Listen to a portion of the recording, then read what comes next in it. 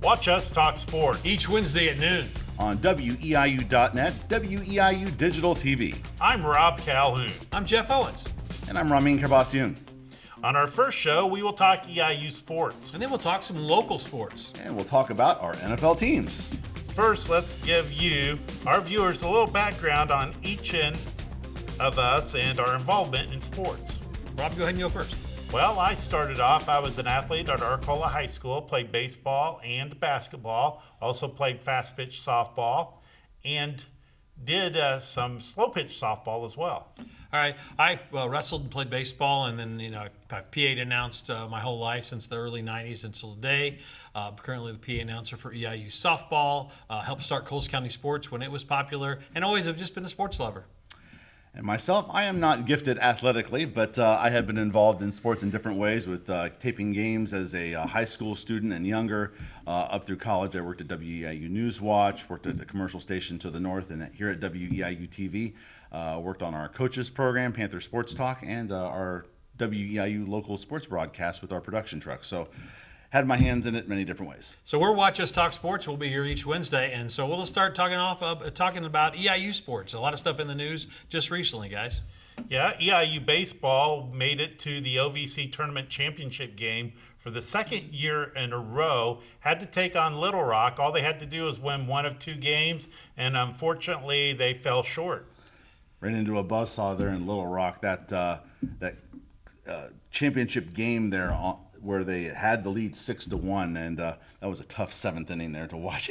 Giving up 8 runs, you're not going to win a championship game. I checked the phone; it was 6-1. I bet Jason Anderson is happy. All he has to do is get a few more outs, and we're going to the NCAA's, and then turn back on the watch live sports thing. And oh my goodness, they gave up 8 or 9 runs, and unfortunate inning, but still a very good EIU baseball team, and obviously Jason has a good program going. And let's talk about the lights. Rob, you helped carry some of the games for ESPN Plus or EIU Athletics, and what's it like to have lights at the new field? It is really cool, and it's something that was a long time coming there, and they renamed it Frost Field at Coach's Stadium.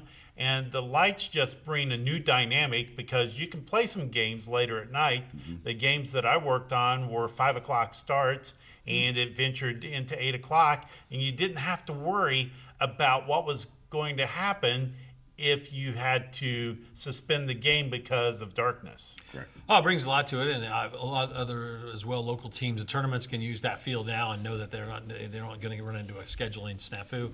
It was a really good year for Eastern, or the spring for Eastern sports. EIU softball made it, to the OVC championship game and won that, and so then they end up losing at the tournament. And you work the games as the PA announcer. Yeah, it's a blast up there. You work in PA games, and Danny and Christy Paulson have just been an unbelievable hire by former athletic director Tom Michael here at Eastern. 2 years in a row, over 30 wins, both NCAA tournaments.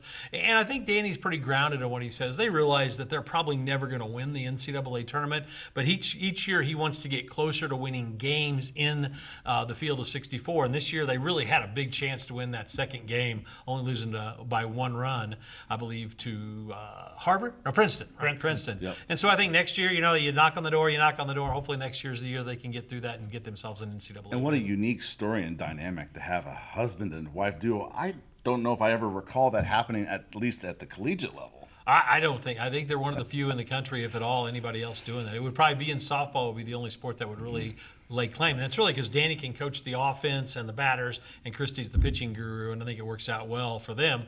They just never are away from it. That'd be the hard part. Sometimes you got to get away from things, and I guess they like it, and they don't get away from it at all. And something that you have a claim to fame on is that any game that UPA announced this year, they didn't lose.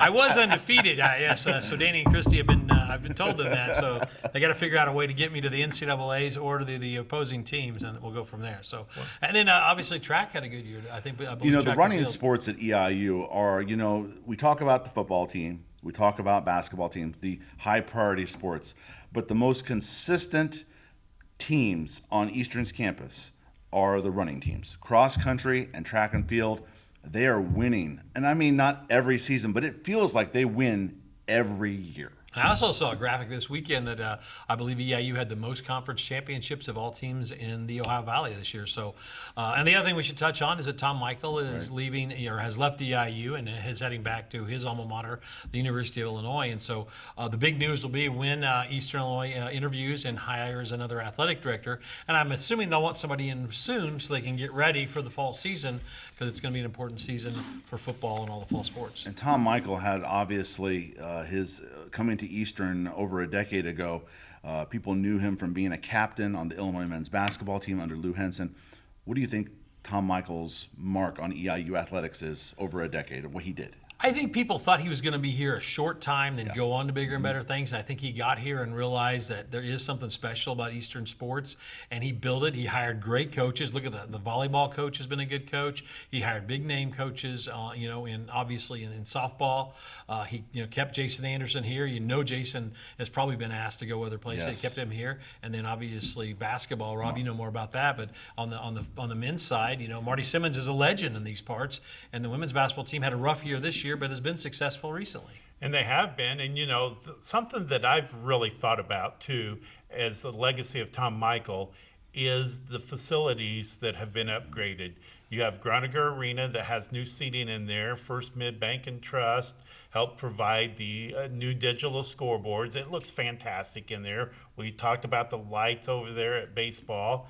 And the new volleyball court, Oh my gosh. Gardella Family Courts, is amazing. I mean, the old McAfee for most of you folks out there, but yeah, it looks good. What has it not been? Probably not a football field at any time, but it has literally almost 100 years old, been everything on this campus, academically or athletically. Yep.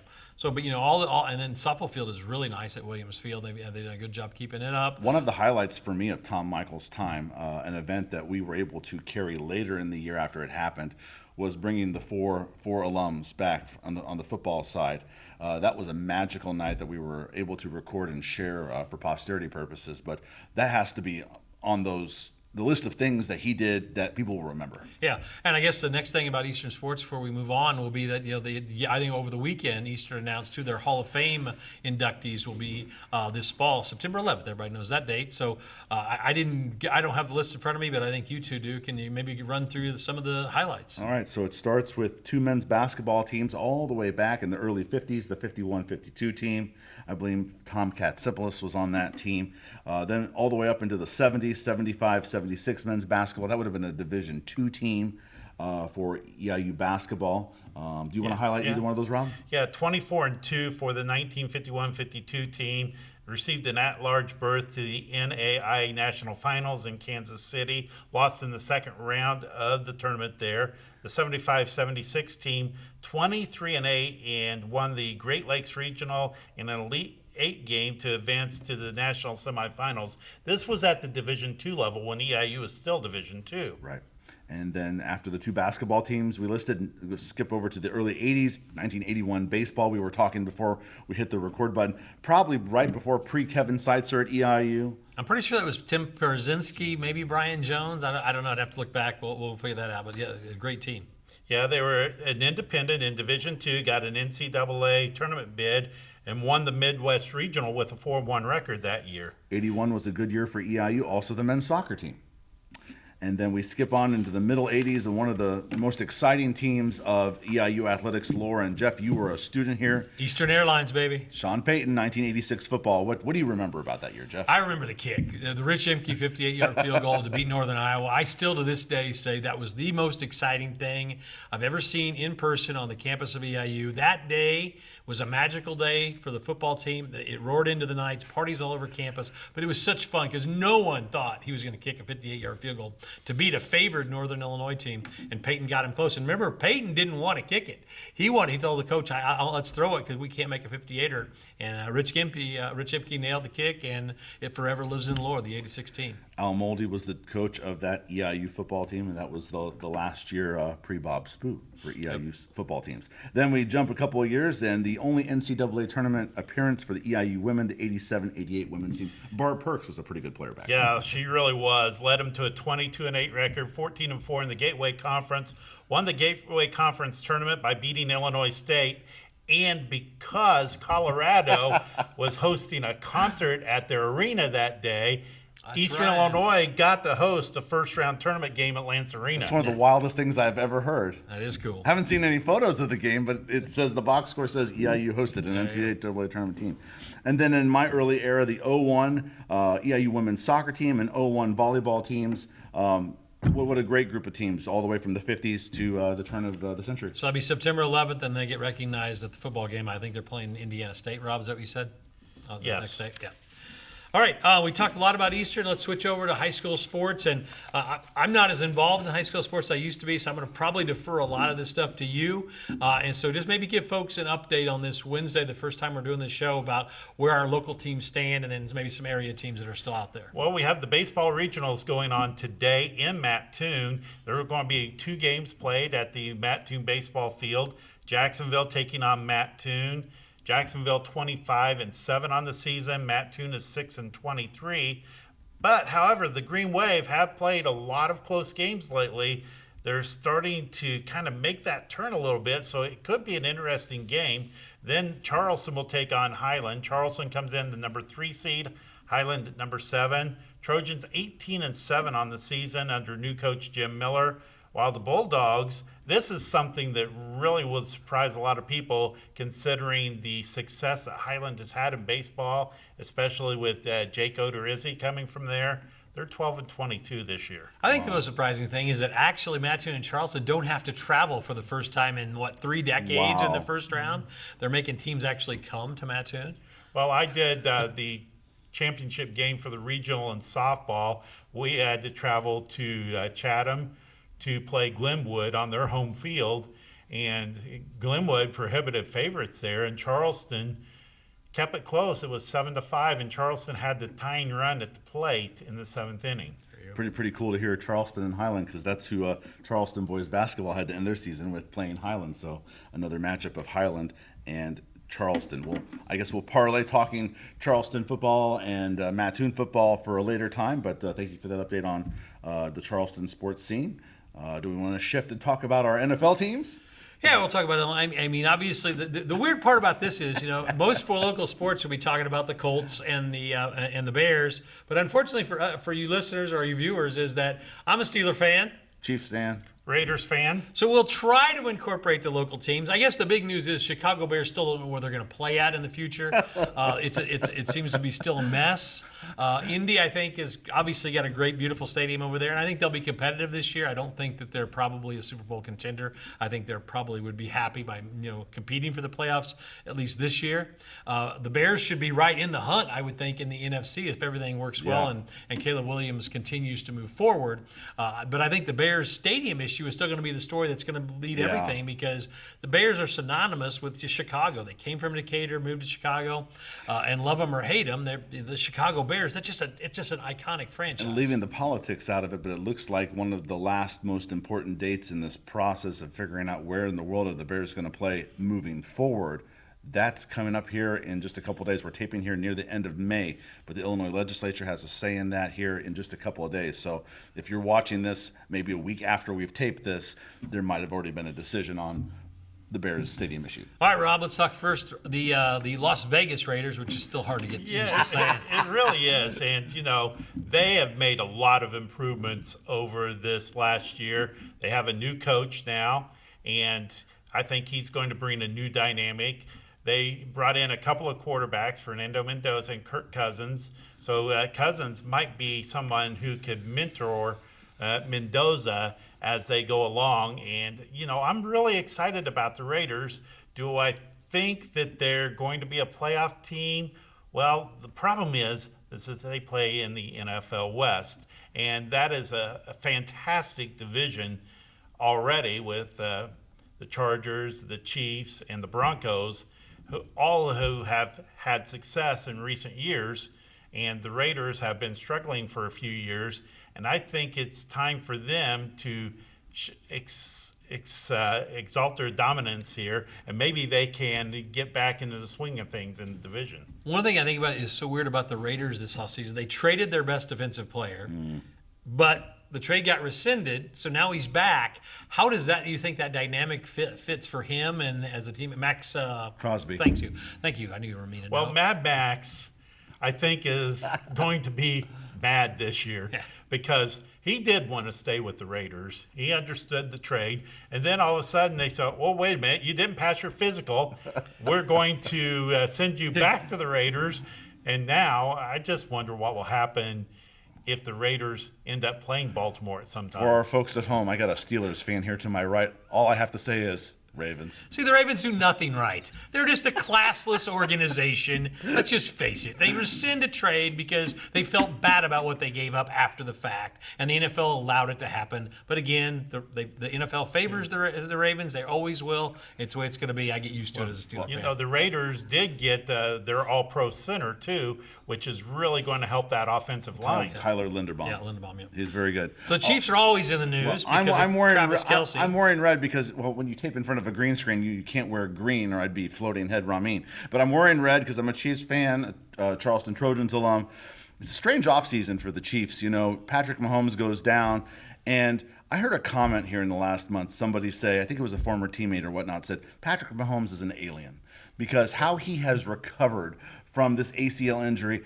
And just yesterday, the day before we're taping this, he was out throwing lightly with teammates. So he must be of the right age, the right DNA. He must have had the very best doctors because I think he's going to play week 1. Now, I do like the approach they have with the power running game, bringing in basically a whole new running back room. So I think the Chiefs are going to have a nice bounce back year. Do I think it's a Super Bowl year? It's hard to tell. But the fact that Patrick Mahomes is going to play any games this season, I'm excited. Are you tired of the Travis Kelce, though, Taylor Swift stuff, or do you care anymore? We have to talk about it, you know? Well, since I need to give you an honest answer and not deviate like I like to with these guys, I think I'm okay with it. I like Travis. I'm not bothered by the Taylor Swift noise. You know, are they going to get married? Is she a distraction on the broadcast? Oh, they cut to her 10 times. So, you know, do the drinking game. See Taylor Swift, you take a shot or whatnot. I'm not bothered by that. It doesn't distract me. Travis Kelce has been a great Chief. I still don't think he's the best Kansas City Chief tight end of all time. I'm in the minority on that. I'm a Tony Gonzalez guy. But anyway, Travis Kelce, if he plays one more year, give it his best. He's been a great Chief. Well, you know, the funny thing about it is, too, that he's from Cleveland, so they were at Game 3 of the NBA Finals right there on the front row, and they even saw him chugging a drink. Chugging a drink there. Yeah, he's everywhere. Those Kelce brothers, I mean, they do it right. They get out there. They have a good time in life. If I was a Chiefs fan, it wouldn't bother me the least because, I mean, they're just two people in love, and they're having a good time. And I mean, even if you don't like her music, it's not like she's a bad human, you know. And the Kelce brothers are the same way. They're just all, you know, good old boys, American boys who like a cold beer now and again and to have a good time, and they're really good football players. So if you put combined Raiders championships, Chiefs championships, but we don't have the prestige of Steelers. Because the Raiders have only won 3. Yeah. Well, the Steelers this year obviously have been the biggest news because of our quarterback situation, which let's just go ahead and say it, Jeff. Aaron Rodgers is an enigma. Yeah. He's just a weird dude, you know? And the best part about this is he said this is his last year. So I think that will motivate him to get I mean, my goal this year, I mean, everybody's goal is to get to the Super Bowl and win it. I want to get to the playoffs and win a game or two under Rodgers so he can go out with a little bit more fanfare. But I also want to see Drew Lar and the Howard kid develop. So the next year that when we go to training camp, it's really it's a fight between those two. I don't want to have to go get another quarterback in next year's draft. So hopefully this year one of those two, you know, can set up to be the future Steeler quarterback. Because if you have to waste the third quarterback in a row in 3 drafts, you're just taking away a chance to get players that are going to help build the team depth. What was your honest reaction to Mike Tomlin stepping away and then bringing in a successful name like Mike McCarthy? I did not like Mike McCarthy as the coach when they hired him, but when he did the press conference and his mom and dad were sitting in the front row and he was crying, they were crying. He has Pittsburgh ties. Yeah, they're Pittsburgh. Yeah, they're from Pittsburgh. I got to tell you, I got a little emotional, and it made me understand that this is Mike McCarthy's dream job. Yeah. To win a Super Bowl for the Pittsburgh Steelers is his goal in life. So I really kind of did that 360, and I like it. Yeah, you know, if you look at all the rankings, they say the Steelers are the worst team in the NFC North or the AFC North, and that's the greatest place to be. I want no expectations and come out and, again, do what we always do, compete in every game, and hopefully you win enough to get to the playoffs. You know, so I'll live with it. You know, if Aaron Rodgers gets Super Bowl, people can, you know, we get there. If he wins a couple games, I'll be happy, even though I'll be kind of mad at the time. But it's there's no feeling like being a Steeler fan. And you guys know a little bit about how I feel. But like this weekend, my buddy was in Pittsburgh and he did a tour of the locker room, and he sent me pictures of T.J. Watt's locker and Cam Hayward's locker. I mean, I'm ready for football to start after I saw those photos. Yeah. So it's always football season in Pittsburgh. So there you go. That's kind of what we're going to do each week for at least the rest of the summer and hopefully into the fall here on WEIU Digital TV. The one thing I would like to say, if you guys have topics that you want us to talk about, maybe more local sports, less local sports, whatever. Illinois basketball, there we didn't even think about touching them today, and they've got the Cubs 10-game losing streak. Cubs, baseball. Ouch. So just email us or contact any of us. That you probably can always find us. But hitmix@weiu.net is an easy email because Rob's in there every morning doing the morning show, and just email him. Hey, can you guys talk about this next week? And we'll definitely get it in there because we want to know what you, the viewer, really wants on this new show which is Watch Us Talk Sports. So anything else, guys?